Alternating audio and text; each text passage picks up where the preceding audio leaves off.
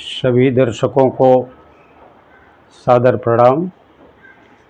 मैं पंडित कृष्ण कुमार शर्मा ज्योतिषी आप लोगों के सामने पूजनोपचार विधि बताने के लिए फिर से उपस्थित हुआ। पिछले कई वीडियो में मैंने त्रयोपचार, पंचोपचार, दशोपचार, षोडशोपचार, त्रिंशदोपचार के बारे में बताया। आप लोगों को भली भांति मालूम हो गया होगा कि भगवान की पूजा हम कैसे करते हैं। आज हम उसकी कड़ी में राजोपचार की बात करेंगे। राजोपचार पूजा सबसे बड़ी होती है। इसमें राज उपचार है। राज उपचार का मतलब यह है जैसे राजा महाराजा का उपचार होता है, यानी बहुत बड़ी पूजा। इसमें हम लगभग सभी प्रकार को समाहित कर लेते हैं। पहले हम इसमें ध्यान करते हैं भगवान का, जिस भगवान की पूजा होती है उनका हम आवाहन करते हैं, फिर उनकी हम स्थापना करते हैं, फिर उनको हम आसन देते हैं, फूलों का आसन, अक्षत का आसन, जो कुछ भी भगवान हमें दिए रहे। फिर उनका हम पैर धोते हैं, उनको अर्घ्य देते हैं, आचमन कराते हैं, स्नान कराते हैं, फिर इसके बाद कई चीज़ों से स्नान कराते हैं। दूध से स्नान कराते हैं, दही से स्नान कराते हैं, घी से स्नान कराते हैं, मधु से स्नान कराते हैं, शर्करा से स्नान कराते हैं, फिर पंचामृत से स्नान कराते हैं, गंधोदक से स्नान कराते हैं, फिर शुद्धोदक स्नान कराते हैं। शुद्धोदक स्नान कराने के बाद ये सब एक बर्तन में कराते हैं स्नान। बर्तन में भगवान की मूर्ति रख करके ये सभी स्नान, पैर धोना, अर्घ्य देना, या दूध, दही, घी, शहद, शक्कर, जो कुछ है, पंचामृत से स्नान करा करके भगवान की मूर्ति साफ कपड़े से पोंछ करके भगवान को फिर हम आसन पर विराजमान कराते हैं। इसके बाद हम उनको वस्त्र पहनाते हैं। वस्त्र पहनाने के बाद उनको आचमन करते हैं। वस्त्र माने यहाँ अधो वस्त्र से मतलब है, जैसे हम पैंट पहनते हैं, पैजामा पहनते हैं। इसके बाद हम उपवस्त्र पहनाते हैं। उपवस्त्र माने ऊपर का कपड़ा, जैसे हम शर्ट, कुर्ता ये सब पहनते हैं।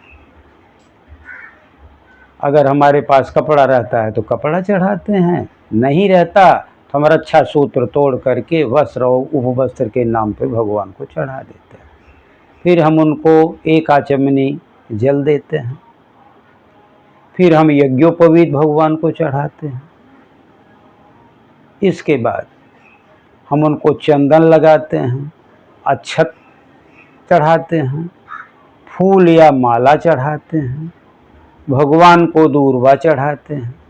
जो जो भगवान को दूर्वा चढ़ती, किसी किसी भगवान को दूर्वा नहीं चढ़ती तो उनको नहीं चढ़ाते। जैसे विष्णु भगवान को मंजरी चढ़ती तो हम उनको मंजरी चढ़ा देते हैं। शंकर भगवान को बेलपत्र चढ़ता तो हम बेलपत्र चढ़ा देते हैं। गणेश भगवान को दूर्वा चढ़ती तो हम दूर्वा चढ़ा देते हैं। फिर हम उनको सिंदूर चढ़ाते हैं। फिर उनको हल्दी, अबीर, गुलाल, ये सब भी उनको, इसको नाना परिमल द्रव्य कहते हैं, नाना परिमल द्रव्य चढ़ाते हैं। फिर उनको हम सुगंधित तेल, जिसको इत्र कहते हैं, इत्र भी भगवान को समर्पित करते हैं। फिर उनको हम धूप दिखाते हैं, उनको हम दीप दिखाते हैं।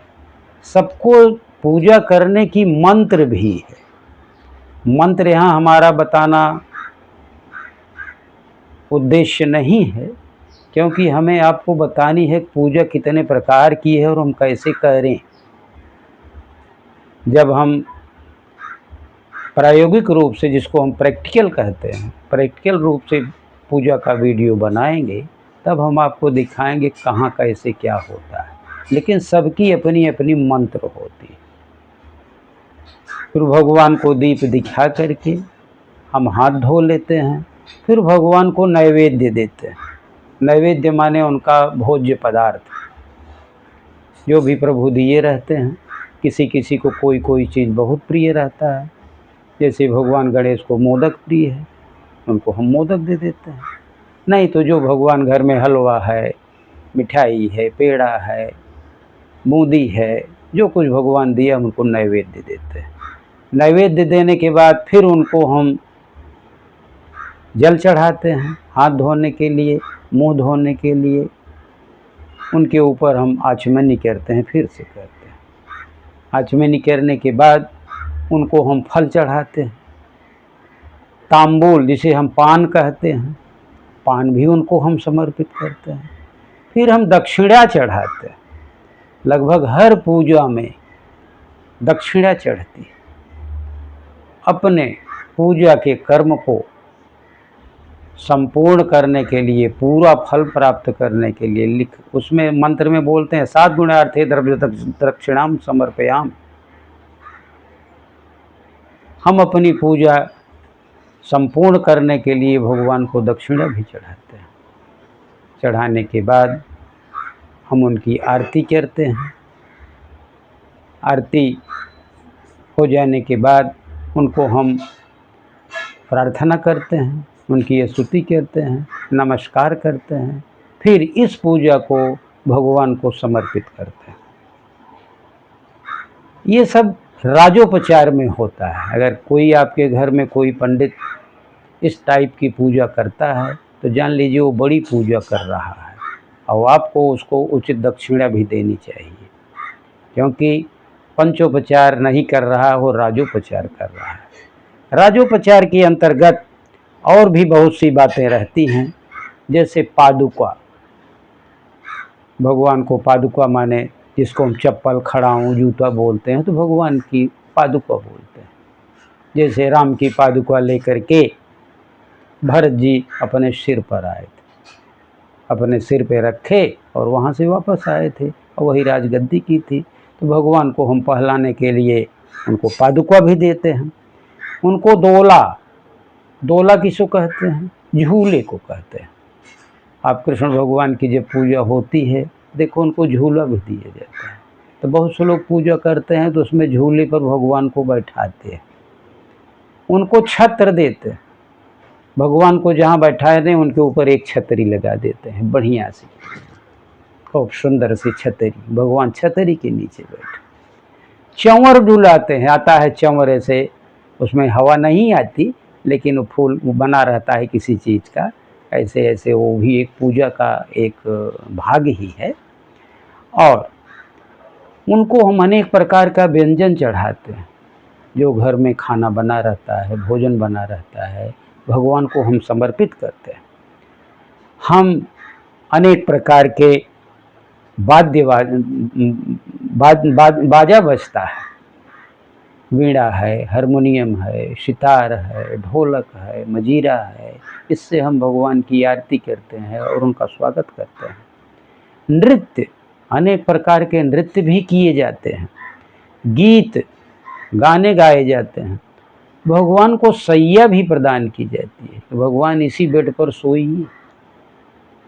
ये सब राजोपचार के अंतर्गत आता है। ये बहुत बड़ी पूजा के अंतर्गत आता है। ये पूजा कहीं कहीं पर भी होती है।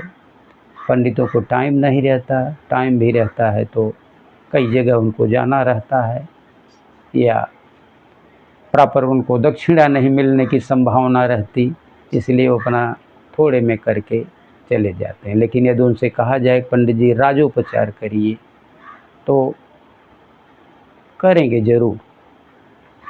ये राजोपचार पूजा हुई। अगले वीडियो में हम मानसोपचार के बारे में बताएंगे। वो भी एक पूजन का उपचार है, पूजन की एक पद्धति है। तो आज के बाद हम यही समाप्त करते हैं। आप लोगों को यह वीडियो अच्छा लगता हो तो आप इसको सब्सक्राइब करिए, लाइक करिए, शेयर करिए।